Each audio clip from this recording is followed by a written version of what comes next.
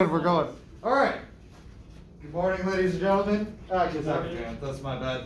How was your guys' lunch? It's fantastic. It's good. Good. I didn't even eat anything. Why did you not eat anything? The chicken sandwiches were terrible. Oh. Anyways, today we're going to be talking about the home front. We're going to go over a few questions because you guys do have a quiz today. So we're going to go over stuff from the Pacific, European front, rise of dictators. So we're going to start off with Chloe. What was the name of the pact that Hitler broke when he invaded the Soviet Union? Unappeasement Act. Not the Appeasement Act. Very close. I got it. Unaggression. Sarah, yes. The non-aggression pact. The non-aggression pact. Thank you. I'm doing. You were getting there, Chloe. I knew what you meant. I don't know. All right, Wilson. What was the main reason that America got into World War II? The main reason? Yes. Pearl Harbor. Pearl Harbor. Thank you. Thank you. Yeah. Good job. Clap for him. Thank you. Yeah. Snap. No Now, McHugh. What was the political philosophy that Mussolini followed? That was socialism. Not socialism. Communism. No. Fascism. Fascism. There you go. Thank you.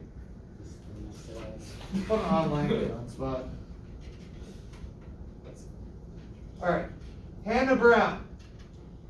Tell me one rule that Hitler broke from the Treaty of Versailles.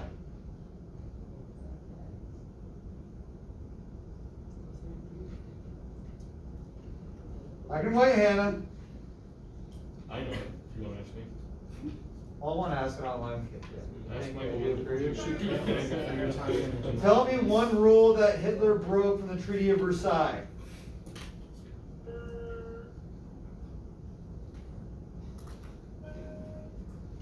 Ask Mike. I'm not quite sure. All right, that's okay. Brody, do you want to try helping Hannah out? He had soldiers and he wasn't supposed to. He had a standing army, correct. He had a standing army. He wasn't allowed to. The Treaty of Versailles took away their standing army, their navy, their air force, and left them with a huge war burden debt that they had to carry. All right, that's good. Should be enough of a review for right now to help you guys remember some of those questions that are going to be on the quiz. I would definitely remember remind those. Yes, Reese? Is the quiz today? The quiz is today. Alright. So the home front. Pull out that bell ringer sheet that we've been working on for the last couple of classes now. I got some stuff to add for you guys to add to it. Should take you about 5 minutes. We'll discuss some of these questions and then we're going to go on a guided journey together. Yes, Brody. Can I have my sheet? Oh yes, your sheets. Right, I kept your guys's.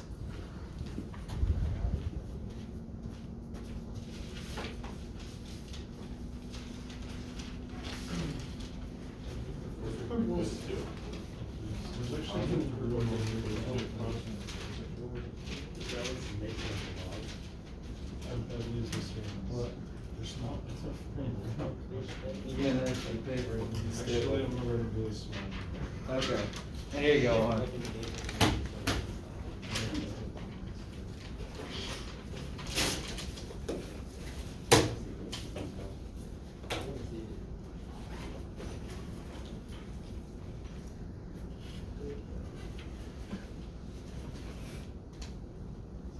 Same for you online kids, please pull out that sheet of paper for the last few bell ringers we've been doing.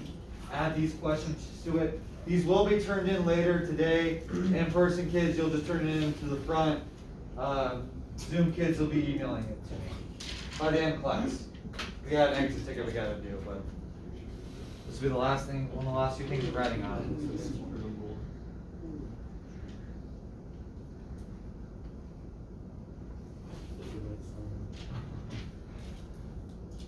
Oh, that doesn't look like they're answering questions, even though it's some good art. Oh, what are the questions? Up there on the board, right there, 1 through 5. I swear he's probably like an animist.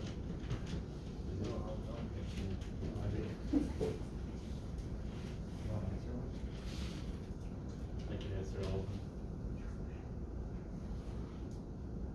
Oh, yeah. You can answer all of them? Yeah. The first one is Harriet Tubman. No, it's not Harriet Tubman. That's here. There you go. Big brains. those. They both start with H.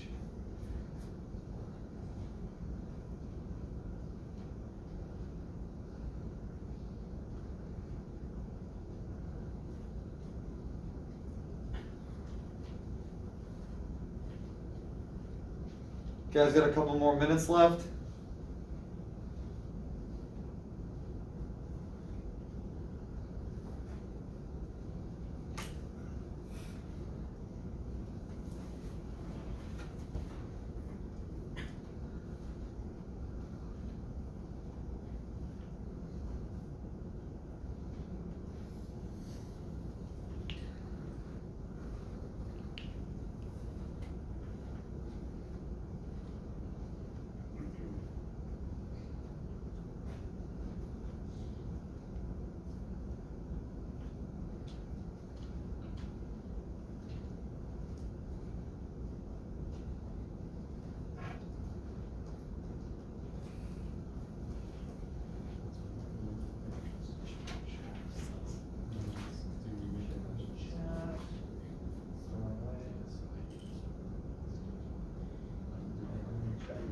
Good. Yes, I should see. Yes,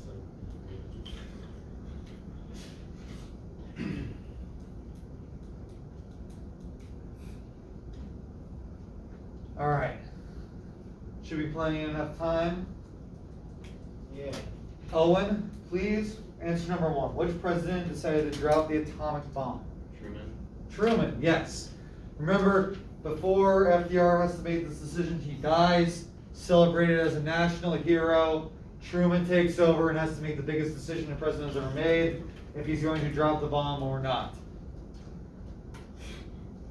All right, Chloe, number two. Can people's support and opinions affect the outcome of a war? It's purely opinion question. Possibly. Possibly. Yeah. Why do you think that?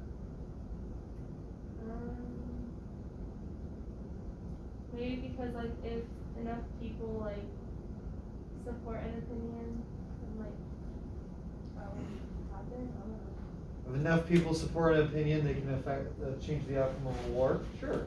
Brody, you have something to add on to that? Yeah, because like if a bunch of people are cheering for you, then you're gonna do better, probably. Right. The home front can be an entire cheer squad for a nation. Yeah. Yeah. McHugh, go ahead. The population of the country is like the people that are fighting, so none of them want to fight, then it's not gonna win.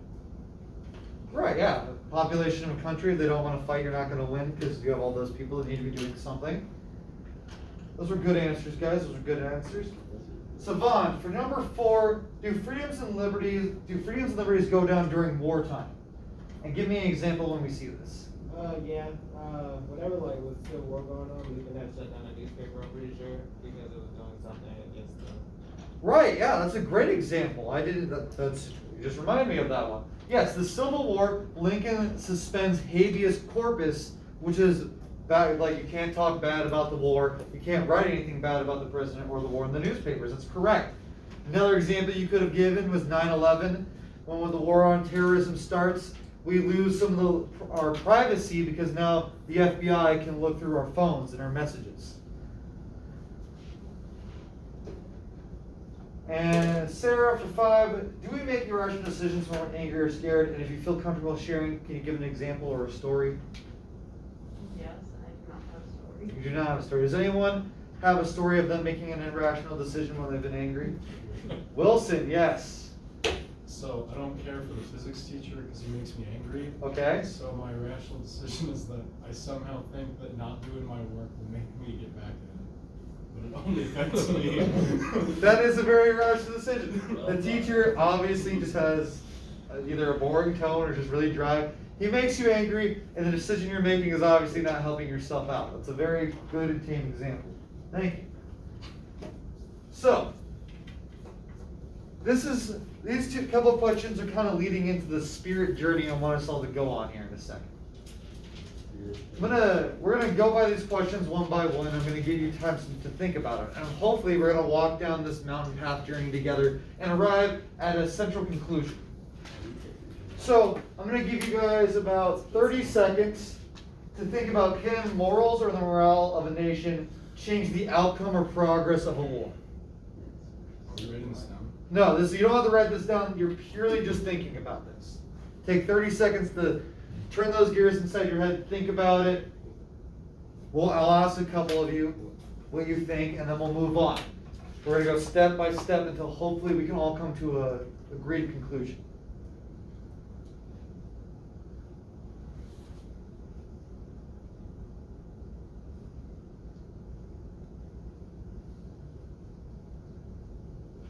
Give you about 10, 15 more seconds.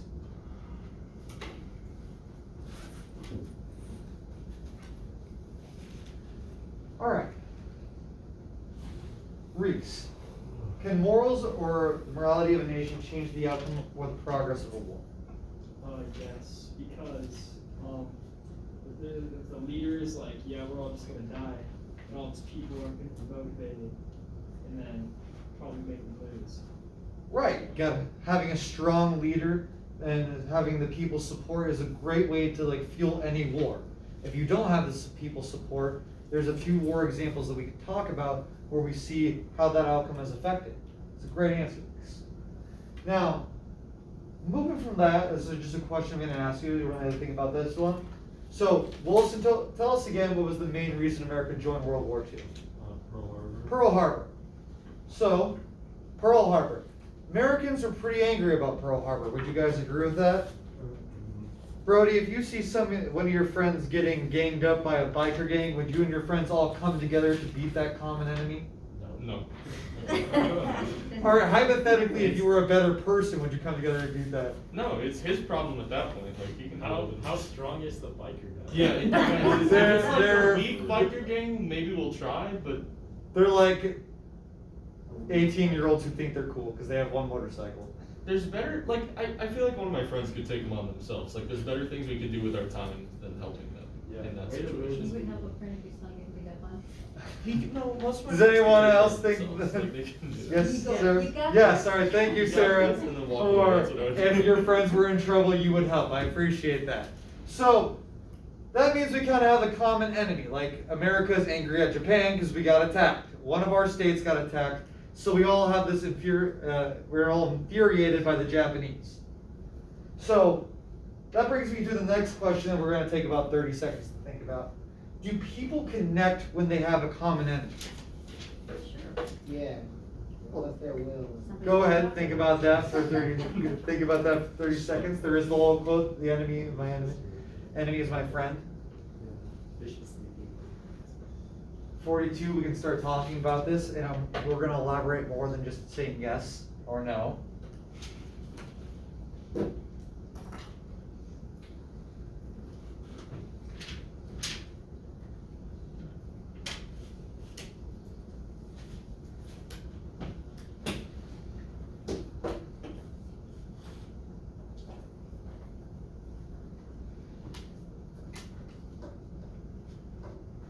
All right, Preston, what do you think?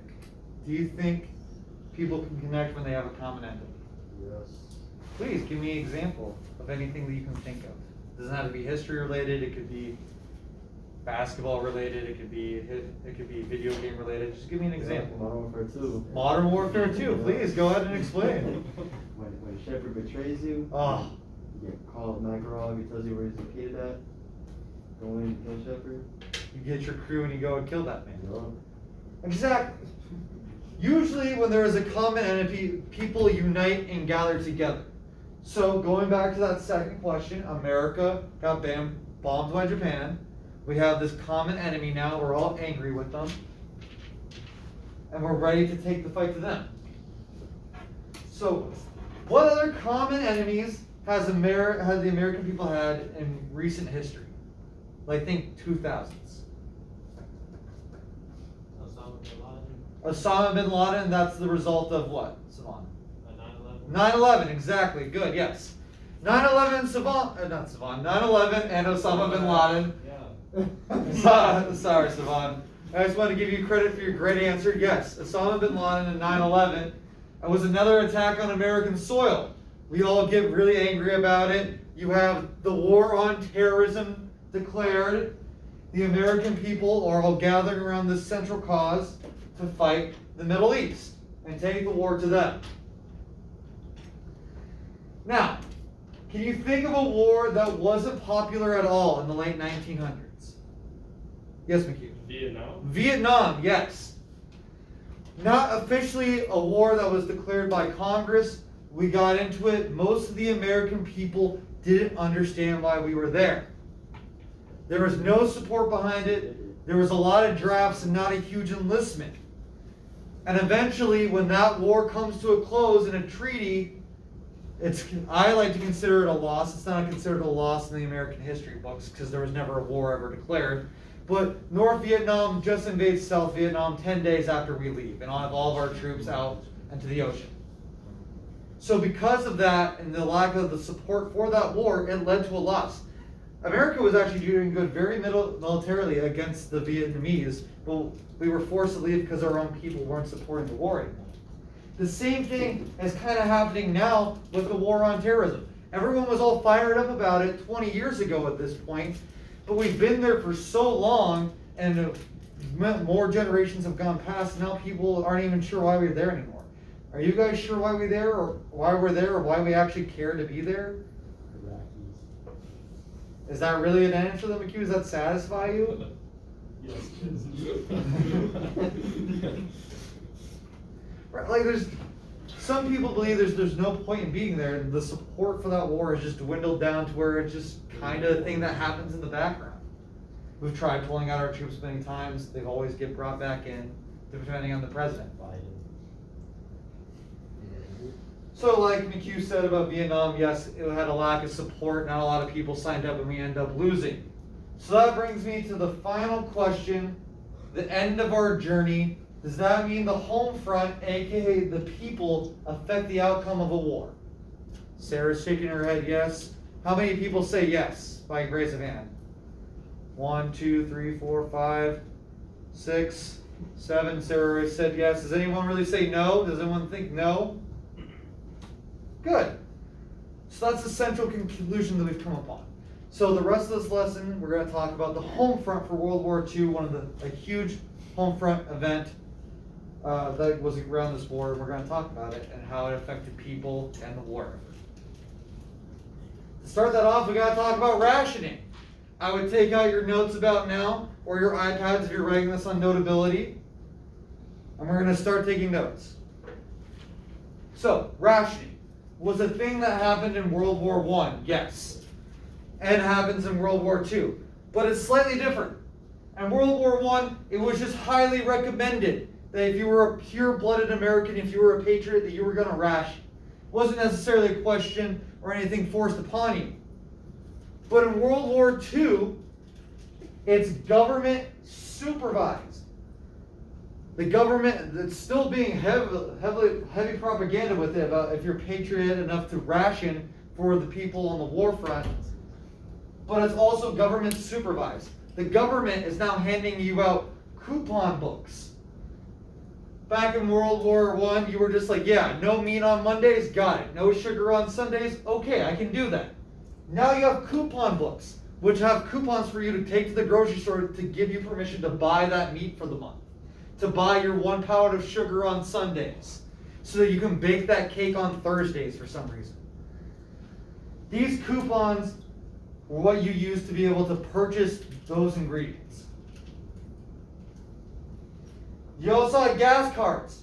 Unlike World War II, World War I, tanks, planes, trains, well not trains, but finishing the joke in automobiles, cars, tanks, and planes were all in their infancy stages. Model T just came out. We were using planes only really to survey. Tanks came in like the last part of the war and were so ineffective it was laughable. So there was really no reason to ration gas or rubber. But now, thanks to all the technological advancements in the last 20 plus years, you see that planes and tanks and automobiles are now the main way this war is fought. So now we have to ration gas with how much gas people can buy. Ration the amount of rubber that is used. You'll see this with carpooling or car sharing as they call it. There's a propaganda poster that we'll look at saying if you ride alone, you're riding with Hitler. Because to save on gas and rubber, if you drive with another buddy or two, you're saving one car, maybe two cars that would have to be on the road otherwise. You're going to see a black market form. Because every time you limit or take away something, it doesn't just go away forever. It's not like, can't buy sugar anymore, poof, it's gone. No, you're going to see creepy guys in back alleys that are going to try to sell you sugar, alcohol, steak. A black market starts to form over these essential items that otherwise wouldn't have been there. You see increasing in wages for workers, because they're working so many hours, to heighten the percentage of their savings. And FDR raises taxes with his Revenue Act so that he can get more money from Americans and spend it on the war. And that's why wages also go up, so they don't take a huge hit from those taxes.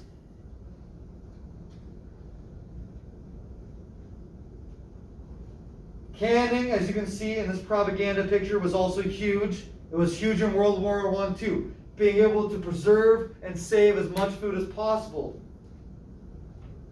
Cross can tell you a story when you had to go down to your grandma's Iowa basement and take out a jar of, what was it? Peaches. What Canned peaches. about the vegetables? What was wrong with the peaches?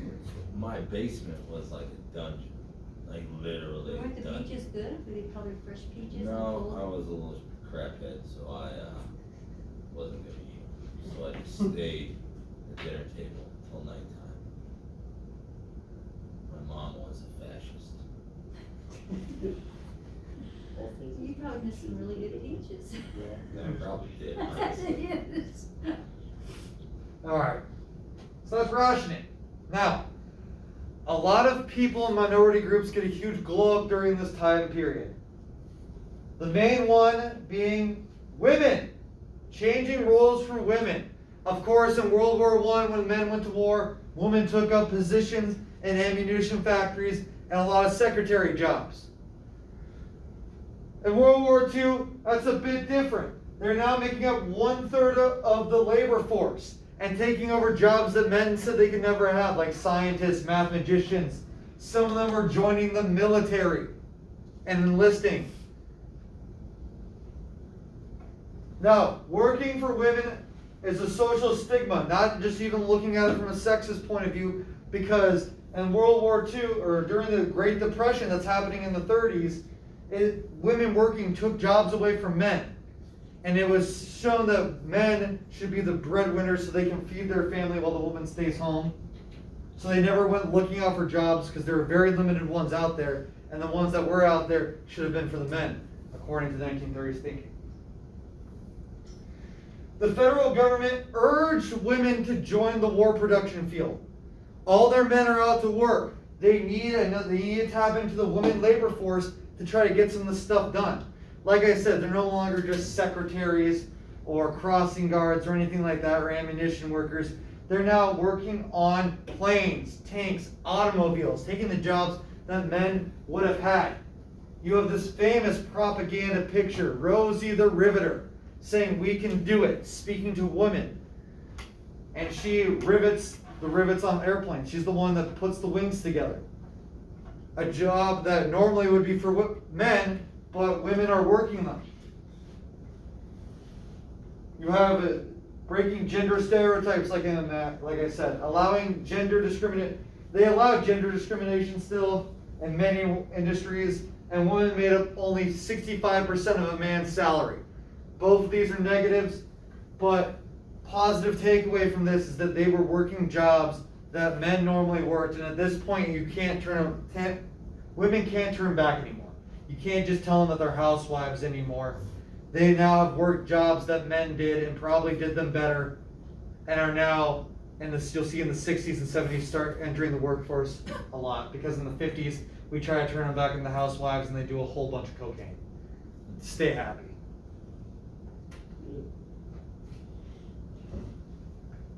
Pop propaganda. like the one beforehand with Of Course I Can, I'm Patriotic, Rosie the Riveter, plays a huge part in the home front. It's like mini mind control to keep us all nationalized. And it's nothing different. You see it today. You see it with Trump hats and Biden hats and Trump flags. You see it in the past with yellow journalism and newspapers, but to a minor extent. And this war is huge. American propaganda. Propaganda is just information that is spread for the purpose of promoting some new cause through technology innovations. That being photography, radio, film, with manipulative messages everywhere. You had pictures like these. You had war films showing up American soldiers winning battles against Nazis and people screaming in the theater being like, "Woo, go America!" You have the comic book industry doing it too, which is in its infancy at its time, where you get characters like Captain America. FDR created the Office of War Information, aka American Propaganda, if you like to think about it that way. That's where it starts. You get these official posters actually made by the American government. Usually these posters or propaganda in general emphasize a good versus evil aesthetic here. They try to portray the enemy as evil and us at the home front as being heroes saving our nation. They try to animalize the enemy so that they get dehumanized and us as people get desensitive. As you can see here, this is a Japanese man turned into a monkey. Which is, again, incredibly racist and insensitive at the time. They promote the total destruction of the enemy, and they villainize the enemy. In this case, Japan, as you can see on the board. Now, we have a lot more propaganda to look at.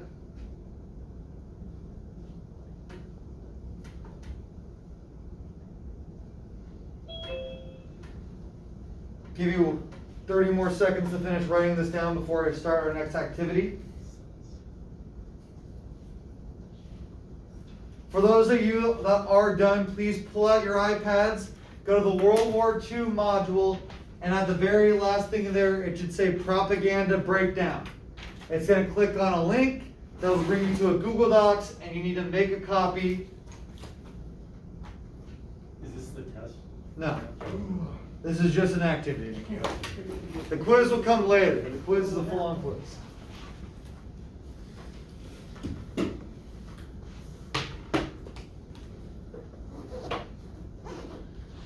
So, we have about 6 image sets we're going to look at of 3 pictures. And there are 3 questions that we're going to answer together. We'll do the first one together, and then the second through the 6th you guys will do by yourselves, but you can work in your group, your pods here, talk to them about this information, what you think. So we'll start off with this first one. Take a long look at it. Take 10 or 15 seconds to process this information.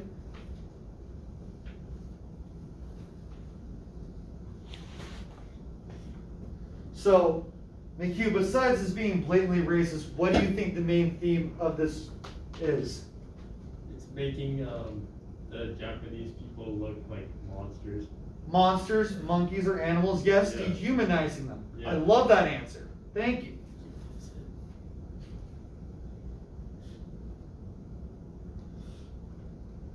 Now, Wilson, what main things stand out for you from these images? What shocks you? Where does your eye go? Faces, like the teeth. The sharp, pointy teeth. Sharp, pointy teeth, yeah. And that's one that you can't be wrong about. That's just individually where your eye goes on this image. Or these images, I should say. And finally, Brody, what do you think these images are trying to convince you to do or think? Trying to convince you to think that the Japanese people are bad and that you should be against them. Perfect. That the Japanese people are bad and that you should be against them. That's perfect. So we're going to be answering those 3 questions for the next 5 more image sets. We'll briefly talk about them, and this gets to show you a huge amount of propaganda and the themes that they were trying to portray to the American people. Are you guys ready for the next one? Yes, Mr. Owens. Sweet, thank you guys, I appreciate it. Wait, I can't like, Make a copy of it, Chloe. oh. Yeah.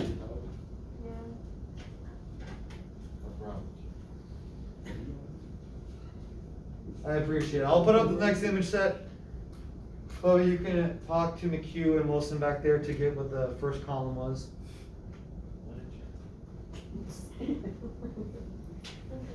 Hugh's got some pretty good material right there, doesn't he? Smooth. Alright, here's the second image set. Look at it, think about it, discuss it. If you guys need other people to talk about it with, to understand it, and answer these three questions of what is the theme, what stands out to you, and what is it convincing you to do or think?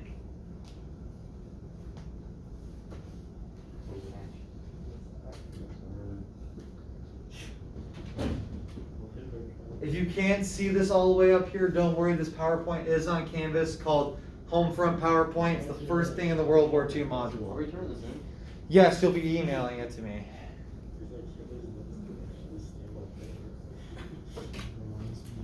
What's the one we're supposed to go to? So go to the propaganda breakdown, it's one of the last ones in that module. Make a copy of it, fill these in. I'm doing so much work.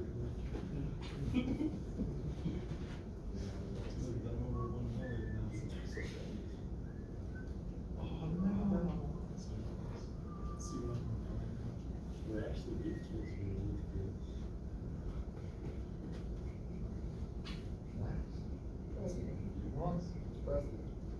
Is it? I see it, I see you gonna draw with the mask on? No, that would just ruin his physique, you know? Yeah, go ahead. Alright, I'm gonna give you guys another 30 more seconds on that.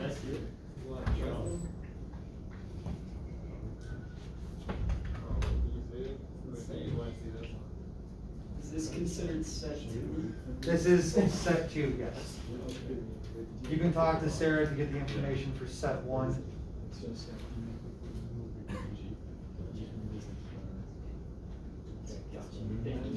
Alright, let's talk about this. Chloe, what do you think the main theme is for this set of images?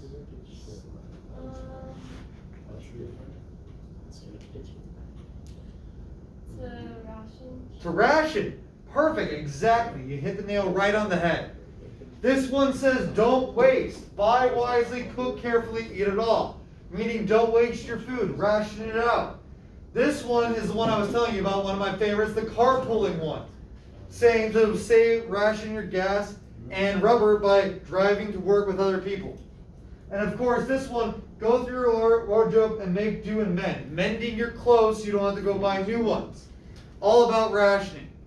Savon, what stands out to you out of these images? Goes boy Hitler sitting in the front seat. Hitler. Hitler is, everyone knows about Hitler. Everyone knows that he's a very bad guy. We see him in the paper all the time. And he's like the final boss. Everyone knows what he looks like. So seeing him in the car makes people like, I don't want to be associated with that guy. He's a bad playable character. And finally, Brody, what is this convincing you to do? Russian. Ration. Correct. Thank you. Savon, please fill in Preston when he comes back out with those answers, especially if he's not here for the third image set. Here's the third one. This one's a little bit easier, self-explanatory. Okay, I'll give you guys about 40 seconds to work on this.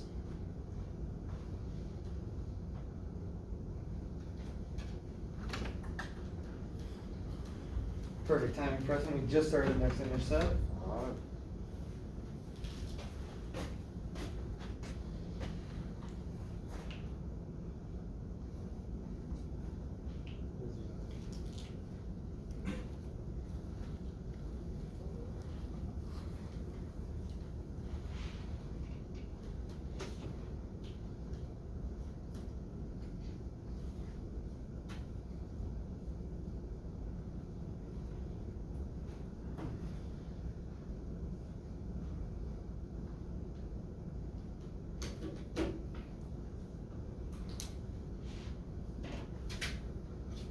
Give you guys about 10 more seconds.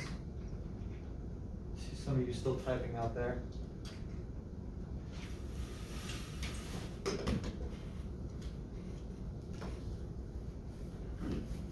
Alright. McHugh, what is the theme of this image set? This is about farming. Farming, more Yeah, specifically, and what? food, and like planting your own food, so you What? don't have to buy it. Exactly, planting your own food so you don't have to buy it. That's great. These are called victory gardens that people had in their backyards if they could. Alright, let's try somebody online to answer this. Like, Ashton, can you hear me? What stands out in this image to you? All three of them. What stands out to you?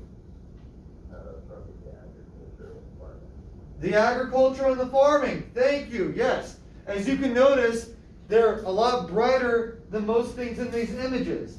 Draws your eye in. Helps you try to put in subliminal messages like this is what you should be doing. The agriculture and farming is important so you don't have to keep on buying food like McHugh said. Start your own garden for vegetables at dinner time. And Preston, what do you think this is trying to convince you to do? Make your own garden. Make your own gardens. Very self-explanatory. Victory gardens also happened in World War I and make a comeback in World War II. What about all the food? Hasn't happened yet, but it probably will.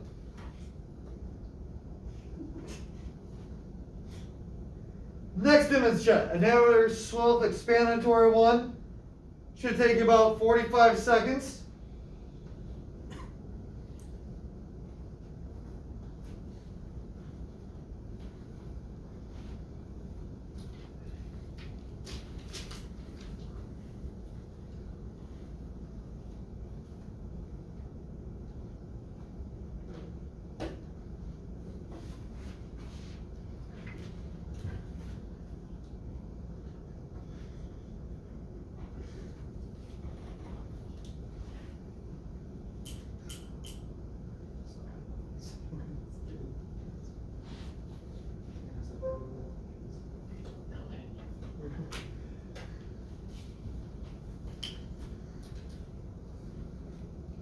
Fifteen more seconds, guys.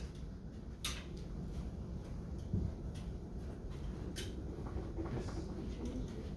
changed it? Oh, my bad. Thank you, Sarah, for pointing that out. I'll give you guys 10 more seconds to answer those questions because I fat fingered a button.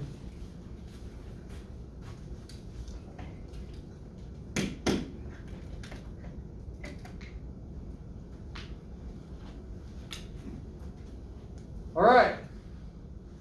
Reese, what is the theme of these images? Woman working. Women going to work, exactly. Owen, what part of these images stand out to you?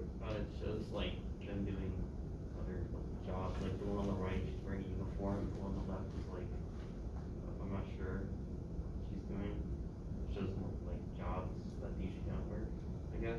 Right, so the woman in the military uniform and the woman doing a job that she normally wouldn't be doing is standing out to you. These propaganda cartoons are trying to convince women to join the workforce because all of our men are out to war. Jasmine, what do you think? What is this trying to convince you to do?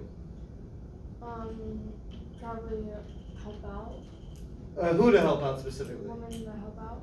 Correct. Women help out in the workforce. Do your part. Take these jobs while our men are at war.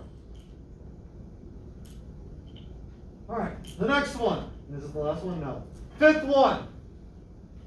Political cartoons. And let me read you what this one says. Boss, maybe you better huck me and buy more U.S. defense bonds and stamps.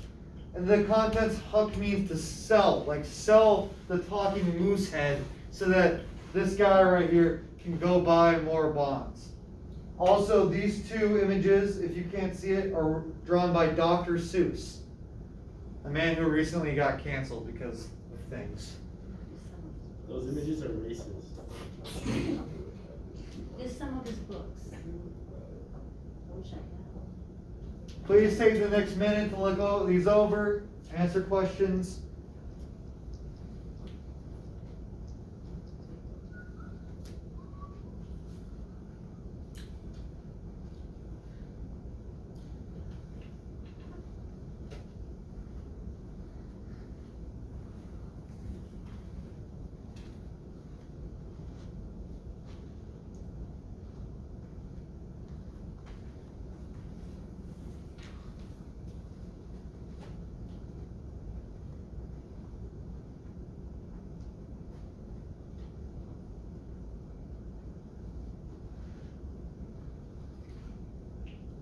About 10 more seconds, guys.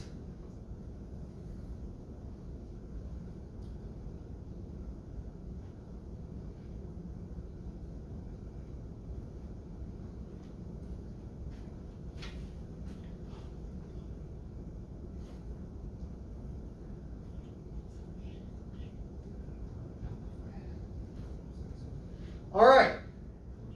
Let's take an online kid. Shane, can you hear me? Come on, Shane, I know you can hear me. I can hear you. Perfect. What do you think the theme is for these images?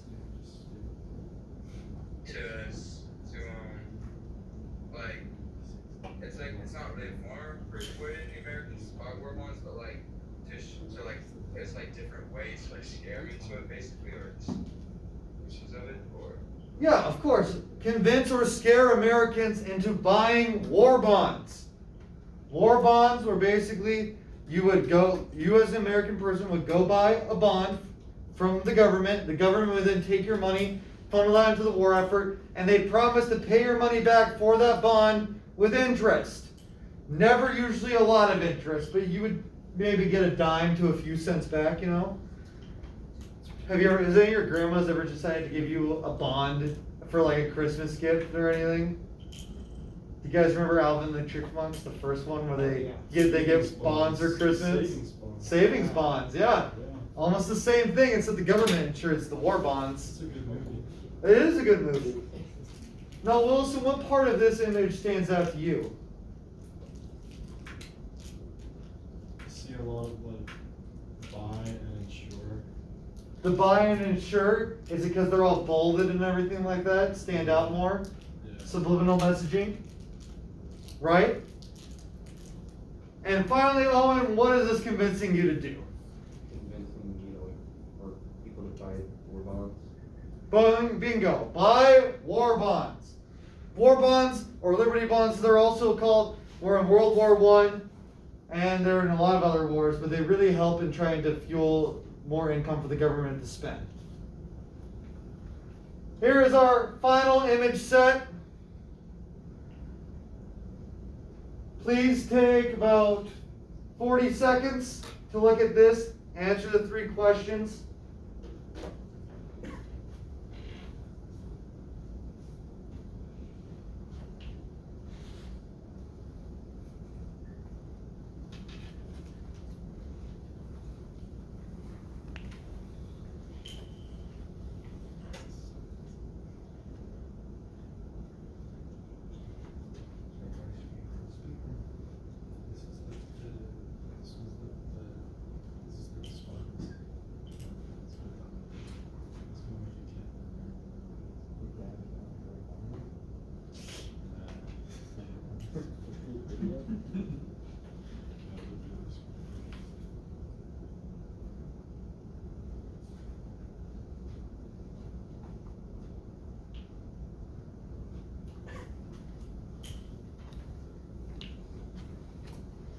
All right, Chloe, I haven't called on you in a while. What is the main theme of these images?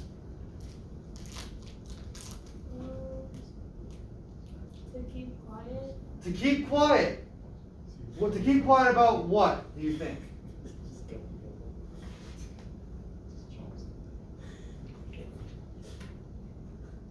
Any information they're hearing. Perfect. Yes. It's like loose lips sink ships. Good job, Chloe. So we're afraid of of spies from Japan, Germany, or Italy. So any information that the American people hear, they need to keep quiet about it so that information can't be used against us in the military affairs. McHugh, what stands out to you out of these images? That guy's ears. The guy's ears. Who do you think that guy is? Japanese. Japanese, correct. Yes, they're portraying the Japanese with big ears to show that they can hear everything that you're saying about the war effort. And Reese, what are they trying to convince you to do? To not snitch. To not snitch. Don't talk about the war. Correct. So these are all many different examples of propaganda that you see throughout World War II. all of them unifying the people to come together to ration, to unify them against the Japanese, to prevent them from talking about the war. Even authors like Dr. Seuss got in on making some of these political cartoons and propaganda images. So that's all of them. So if you guys would please, not quiz time, no, please send it to me in an email. This will be another thing that's graded. My email is up here. If you can't see it, I'll read it out loud. It's cmo532@aol.com.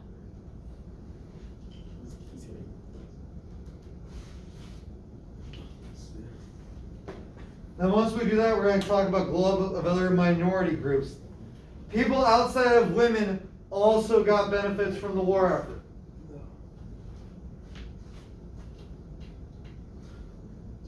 I'll give you guys 30 more seconds to figure out your technology to send this to me.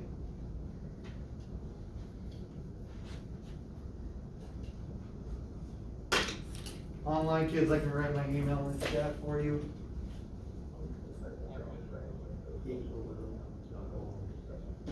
Oh, those aren't questions.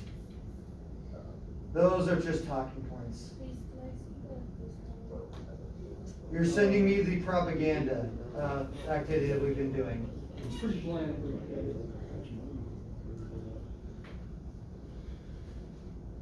Chloe, do you need me to go back to the last one? No, it was the first call. Oh, right. You're having technology issues. Okay. So, African Americans also get a huge club during this period. They serve with distinction in World War II. They do a great job. They were a major push to fight discrimination after all their honorable efforts in the war. You have A. Philip Randolph, who is a vet who will also try to fight for civil rights on the American home front. Is he British? No, No, okay. Oh, this one. definitely American. You have the NAACP membership growing. You're going to see that this is what's going to plant more of the seeds for the civil rights movement in the 60s and the 70s. They finally start campaigning for anti-lynching laws and against poll tax. That's right, that was still going on in the 40s and 50s and into the 60s. African Americans still had to pay to vote, and were getting tied up and lynched to vote. Or not vote, so just lynched for doing something that any white person could have said that they did. They still served in segregated military units, though, during the war.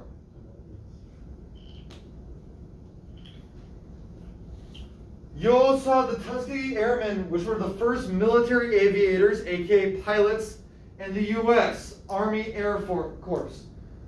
So, Tuskegee has a huge importance to African Americans.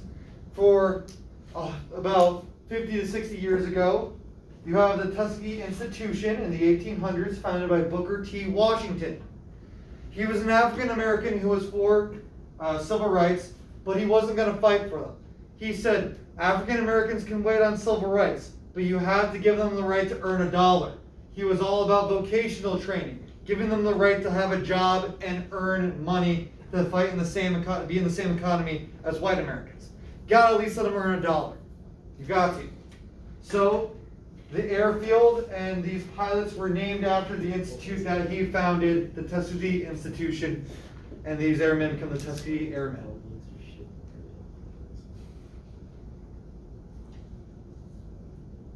Use 10 more seconds to write that down.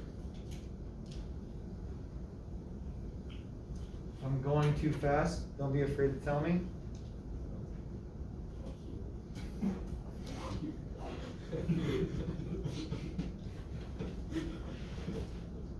All right, so more minority groups during World War II. You have Native Americans. So during World War II, many Native Americans decided to leave the reservations and assimilate with white society, which we've been telling them to do for years. And believe it or not, the first time they finally go and do this, they face massive discrimination. Oh boy, racist America is racist. Could you believe that? I get it. This led to the formation of the National Congress of American Indians and led a few of them joining the military.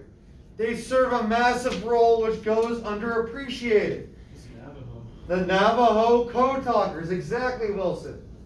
So, usually when communicating with our troops across the various fronts and battles, we usually speak in code so the enemy is just not like they're moving 3 miles to the right. We speak in code so it makes it harder for them to understand what we're doing to counter our movements. Now, a lot of these codes can get broken. But Navajo code talkers would speak their native language to communicate what their superiors wanted this battalion to do to another Navajo code talker who was in the battalion listening on the radio or like that. And then they would communicate. Now, Europeans and Japanese don't have Native Americans just sitting around who speak Navajo that can understand the language. That was only in North America. So this code was near unbreakable. This is how most of our stuff stayed secret and how we were able to continue in a lot of flawless battles. Because of the Navajo code talkers. They simply just spoke in their native language to someone else to relay orders, and their code wouldn't be broken, unlike the ones and zeros that the Germans and the Japanese would use. This was a language that was only specific to North America and certain peoples. Later, they would be underappreciated after the war. They weren't really recognized for their position until a lot later, which is why we're talking about them now. You hear me talking about them, but immediately after the war, they were not recognized for their efforts. You also have the Latinos with the Brasher program. So America made a deal with Mexico, which is like, hey, we need laborers to take care of some stuff for us. Can we hire like some of your people to come up here? We'll feed and house them, and then they can take care of some of their stuff for them. And they're like, yeah, that's a good deal. Go ahead, why not? So you get a lot of these Latinos coming up to America, settling in California, New Mexico, Arizona. And when their contracts were up, many of them would stay behind and wouldn't return because they were enjoying the benefits of living in America. So, of course, that's going to cause some racial tensions. You have the Zoot Suit riots. This is a Zoot Suit over here, this man in this fit. Brody, we've been ranking people on tier lists the entire 2 weeks we've been doing this. Where does this fine gentleman rank? S tier. S tier? Girls, do you think us guys should go back to wearing Zoot Suits? Yeah, that's a good fit. Oh my god. Sarah shaking her head yes. Chloe, what do you think? Go back to us guys wearing Zoot Suits? For his belly button.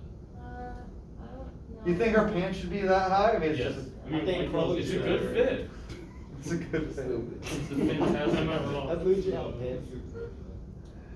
Alright, a series of riots would break loose across the United States because of naval personnel and Latinos would brawl constantly. The Latinos could be recognized by their Zoot Suits. And then there would be huge riots in LA, Arizona, New Mexico, places across California of white officers and these Latinos fighting back. But Latinos and many other minority groups did participate in the war. They participated in the war and volunteered for military service in numbers greater to their percentage of population. So there was a lot of people who volunteered for military service that was greater to the amount of people that were living in America. Now, we've talked about a lot of different groups rising up, getting some glow up. African Americans with civil rights, Navajo code talkers with Native Americans, Latinos coming in and being able to stay in America. But can you think of one group that maybe not had a good time during this time period? Japanese. The Japanese Americans. Thank you, McHugh. Japanese internment camps. I found a great video that Cross is going to play on his computer. It's about 14 minutes long. You're gonna see internment camps, the Supreme Court case that happens with it. And then we'll discuss a few of these questions on the board.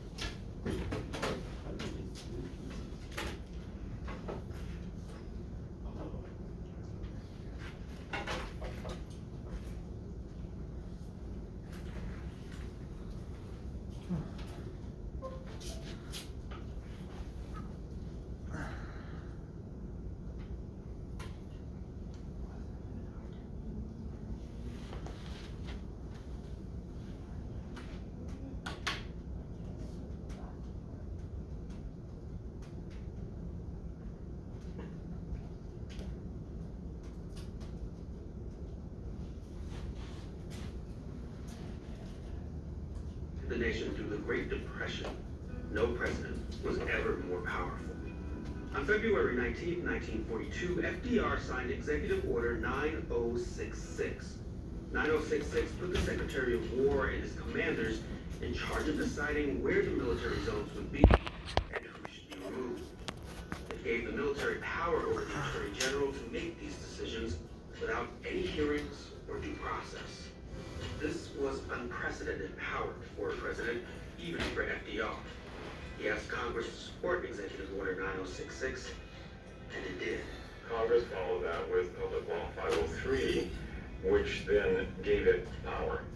The laws did not specifically name any race or ethnic group, but allowed the military to impose restrictions on anyone it deemed a threat.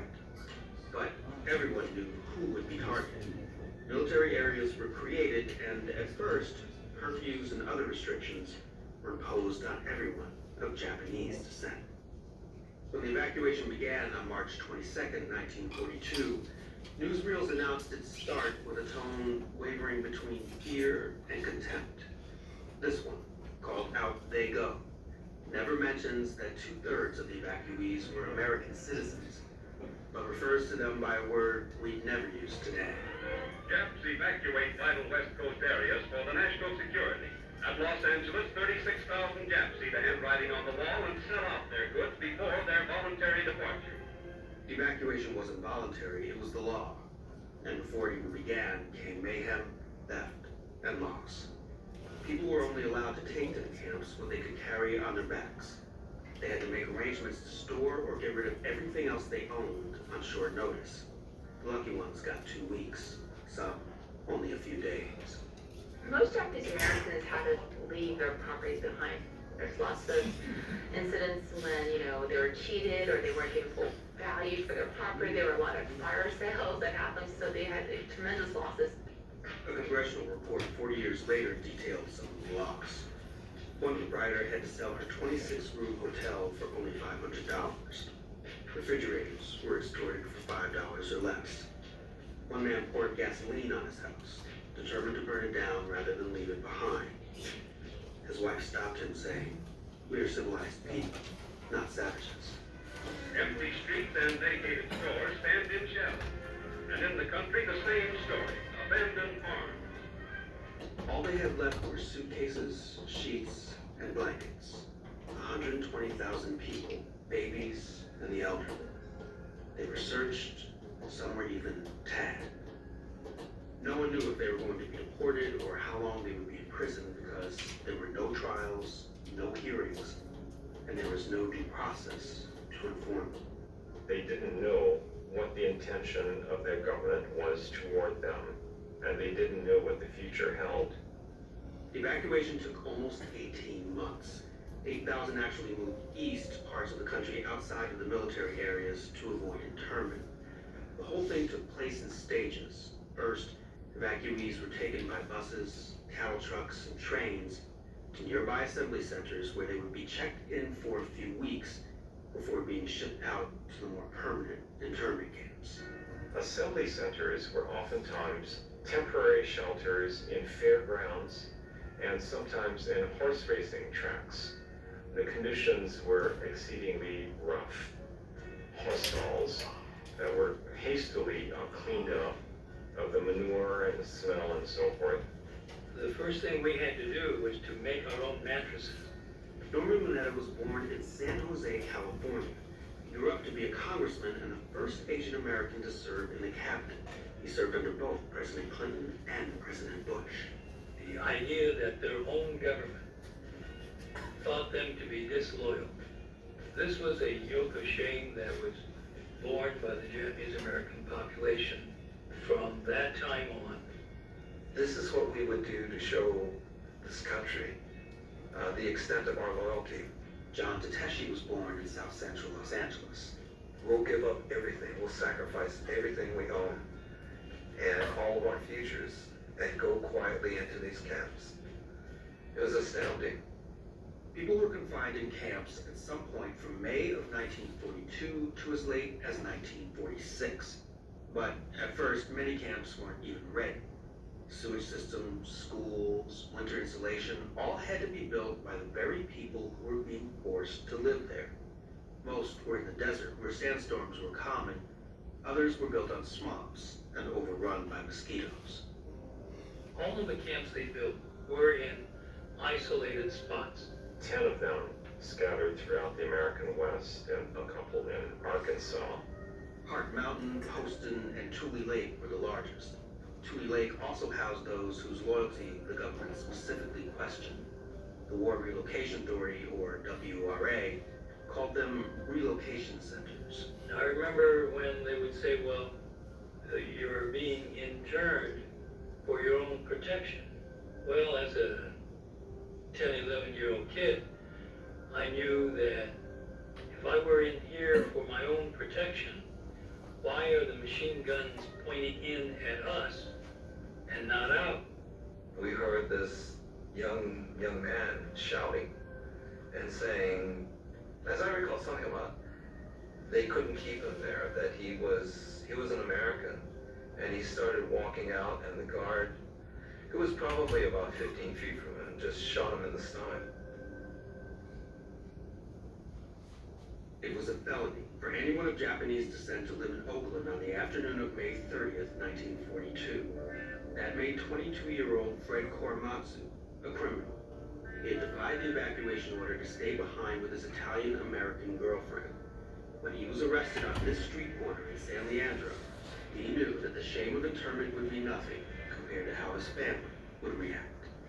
When my grandparents got word in Tanforan Racetrack that my father had been arrested, I know that it brought great shame to them. He was treated, like the plague. I mean, no one wanted anything to do with him. Fred Korematsu had lost his home, his job, and even his girlfriend. He was outraged that an American citizen would be treated like this, so he challenged his arrest. He tested his faith in the Constitution by appealing his case all the way up to the Supreme Court. The Korematsu case lingered for over 2 years. It was finally argued before the court over 2 days on October 11th and 12th, 1944.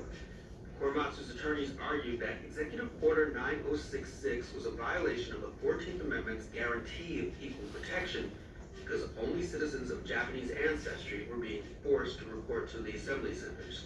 And the fact that they were detained without a hearing or a trial was a violation of their Fifth Amendment right of due process, protecting them against the federal government. Solicitor General Charles Fahey argued the case for the United States that in time of war, the government, and especially the president as commander-in-chief, could do what was necessary for the nation's security, even discriminate on the basis of race. You have to remember, at the time of Korematsu, Brown versus Board of Education hasn't yet been decided. Segregation is still the law of the land. The Supreme Court handed down one of its most controversial decisions on December 18, 1944. The Supreme Court ruled in a 6-3 decision that President Roosevelt's order was constitutional. The court said that this is time of war, and in time of war, it is necessary to do things that might not be permissible in time of peace. Justice Hugo Black, who later became known as one of the court's great champions of civil liberties and equal rights, wrote the majority decision that accepted the government's argument of military necessity. Imagine you're a judge. Suppose you don't believe the military, but you might possibly be wrong.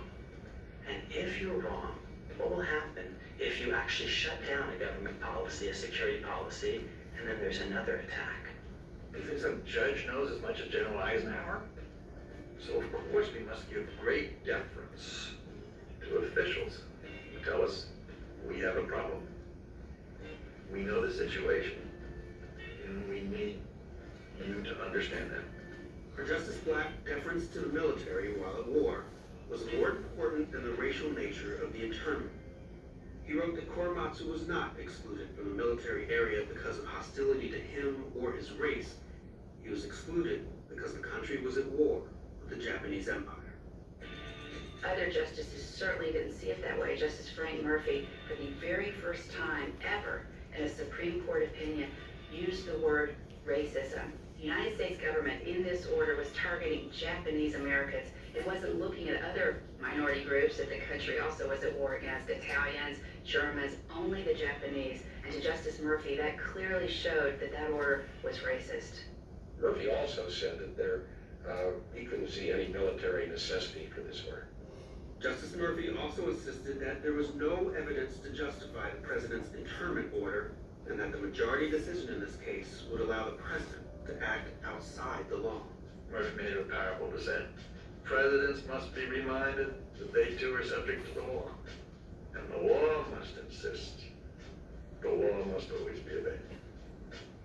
Once we depart from that rule, there's no stopping.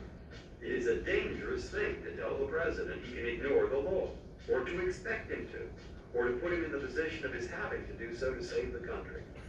Also dissenting was Justice Roberts, the same Justice Roberts whose Pearl Harbor report created so much hysteria about Japanese spies on the mainland. By 1944, he no longer believed the military.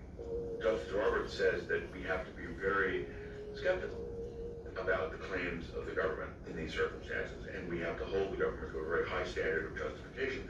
And one has to wonder whether Roberts didn't want to make the same mistake a second time. The third dissent was written by Justice Robert Jackson. Justice Jackson actually referred to the precedent that the majority was creating as a loaded weapon. And he said, if we uphold that, well, that precedent will stand like a loaded gun, ready to be picked up by someone in the future who will use it to justify who knows what. He thought it meant that the courts and the rule of law were being eroded during wartime. The decision came near the end of the war. Germany surrendered about 6 months later, and the United States had turned back the Japanese in the Pacific, making a Japanese invasion of the West Coast unthinkable. The tides of war had changed much more favorably to the United States by the time the Korematsu case came down. A month after the Korematsu decision, the camps officially began to close. Going home was the next challenge. They felt that they would be greeted with hostile neighbors and so forth. And word also came back that many of their farms had in fact been destroyed, torched by people. For all the fear of sabotage that led to internment, by the end of World War II, not a single person of Japanese ancestry in the United States had even been accused of sabotage. Fred Korematsu waited 40 years before he got the chance to clear his name. He joined up with a team of young lawyers led by Dale Manami. Courts must be allowed to function even during times of crises and should not be subjugated to the will of an arbitrary military decision maker. We wanted a declaration from the courts that what Japanese Americans did was not wrong, it was not espionage, it was not sabotage, they were not traitors. Normally, once the Supreme Court decides a case, that's it, the case is closed. But Manami and his team brought the Korematsu case back to federal court under a motion that is rarely used and almost never successful: coram nobis. Coram nobis is a way that someone can go into court after they've been convicted and serve their sentence and challenge it to say, this was wrong, the facts were wrong, and this court has a duty to correct it. A legal historian named Peter Irons had discovered documents proving that government lawyers had hidden evidence from the Supreme Court. On November 10, 1983, the U.S. District Court agreed. Fred Korematsu's conviction was vacated. It was thrown out. I had to do some real deep thinking in order to reopen this case again, and I am very happy that I did, because this is not only for just the Japanese American citizens, but it's for all American citizens. In 1988, Congress passed the Civil Liberties Act, which not only apologized for the internment, but paid each survivor of the camps $20,000. The act was signed by President Ronald Reagan and sponsored by Congressman Norman Mineta. That's him, right? That's him right there.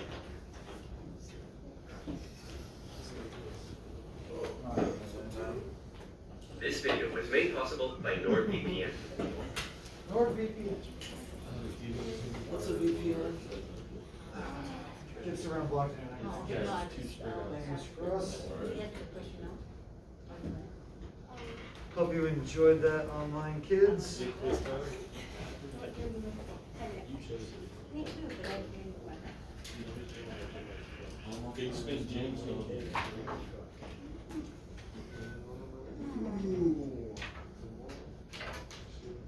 Alright guys, we have a little bit more notes left, and then if we can do that quiz that Q's so excited about.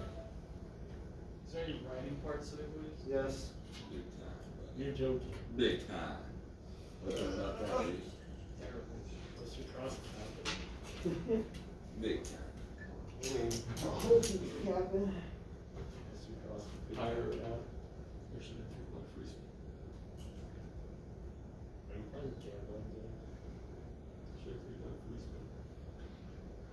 Alright, let's discuss a few of these questions on the board.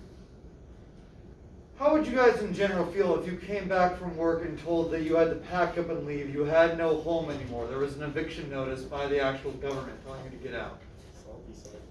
Salty? Savon, how would you feel?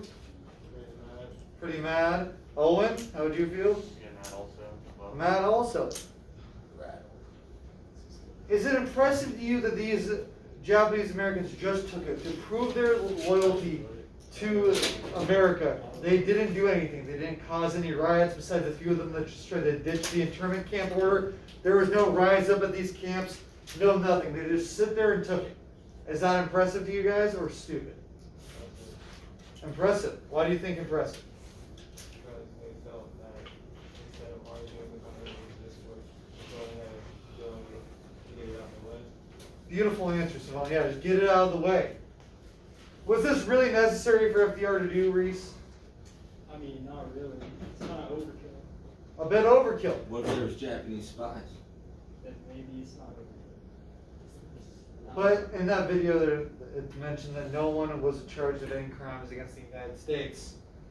So it's what fear control. It was fear that controlled us. So when giving up liberties in war, what do you get off in exchange? Like, what do you lose? Preston. Freedom. You know, when you get liberty, when you give up liberties in war, what do you get in exchange? Not what you give up. What do you get? So if you're giving up, like, your right to free speech, what are you doing? What are you increasing? Oh, security. Security, nice, yes. Just to give the example of 9/11 again, that happens. Our liberties go down because now the government can search our cell phones, which mine's recording over there, to look at our private messages, but we're getting more security to prevent another attack from like that happening. I gotta click on the slide. So, the Japanese internment camps. This is the second greatest abridgment of civil liberties in American history.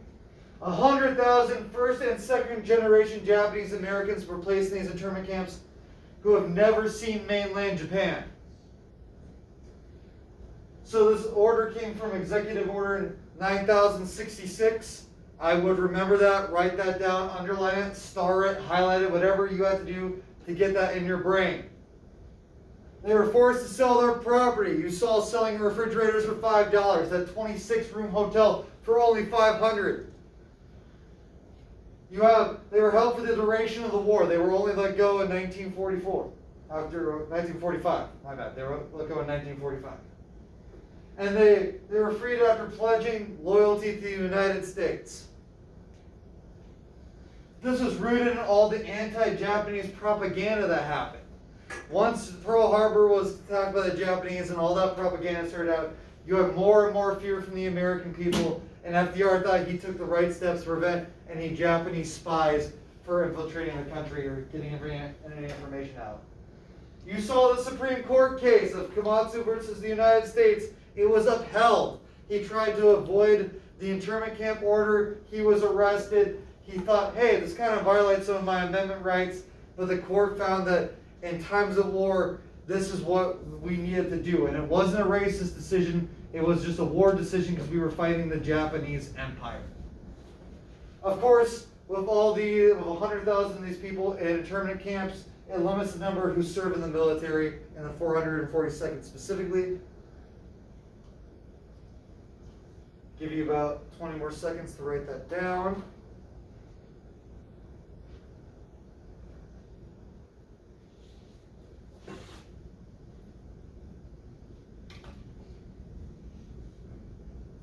Am I good to move forward, Chloe? Yeah. All right. So, last slide I want to touch upon, FDR's death. We talked about in the Pacific. He dies, Truman takes over, has that big decision on his lap of the bomb. So, there was a massive celebration on April 12, 1945. While America is still at war, President Roosevelt was considered a national hero among these people, getting them out of the Great Depression with his New Deal ideas and acts, as well as leading them furiously through World War II as a great leader.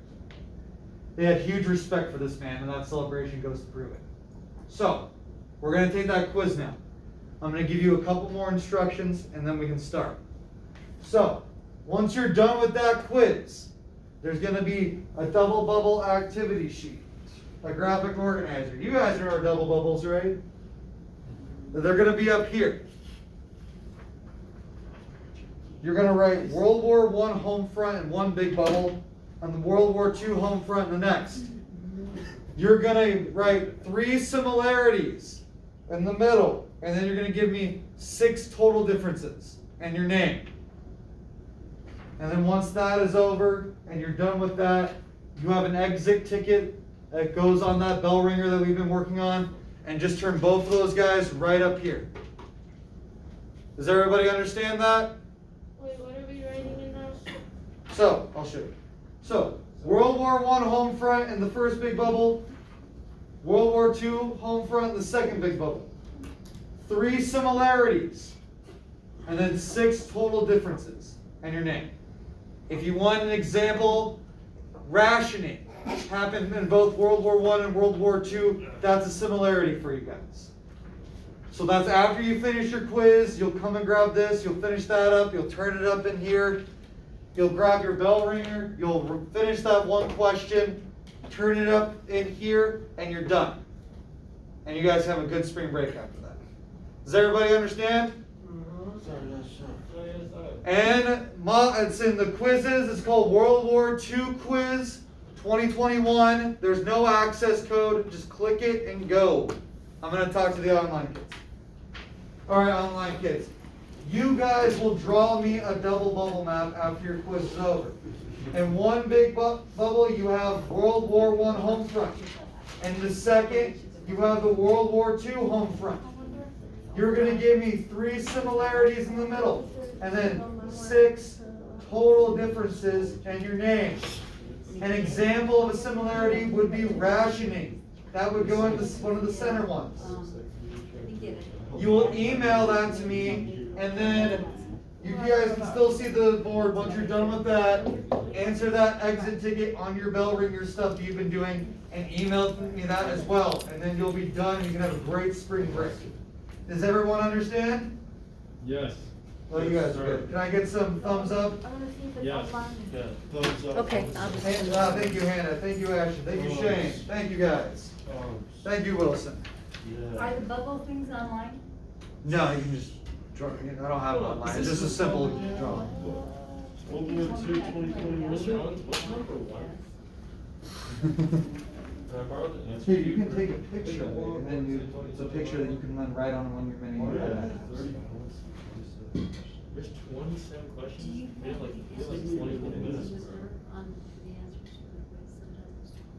So they should, like, once you finish it, they'll come up with what answers are. But I can definitely go through and, do that for you guys. If you could give me the answer, then we'll review them. Okay. We've got the back. Mr. Owens? Yeah. Okay. You already have one. I have one of these. Back. Yeah, I'm coming. How can I help? So you're gonna do that. And then you're gonna take a It's picture. called World War II 2021. Okay. We have those three. I'll come back to get the answers. Okay.